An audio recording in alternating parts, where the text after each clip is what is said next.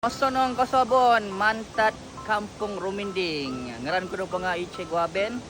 So hari ni guys, saya mau tunjuk pada kamu. Inilah persekitaran di Kampung Ruminding. Tapi inilah kali pertama saya nampak satu makhluk ini guys. Apa benda tu? Let's go.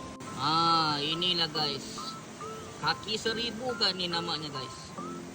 Besar ni, tengok tu. Tu. Sudah zoom pun masih besar oh. Oi, nah.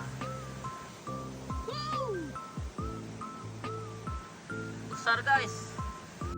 Macam-macam haiwan liar kita nampak dalam ni guys. Ular tu biasa. Kalau jengking tu biasa guys. Tapi ini kali pertama saya nampak ini guys. Ish.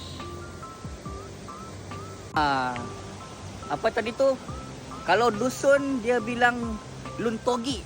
Kalau tidak silap saya lah. Kalau salah mohon maaf dan betulkanlah. Betul ke guys? Kalau betul cuba komen. Betul ke salah? Jom kita sambung pergi sekolah guys. Mantap.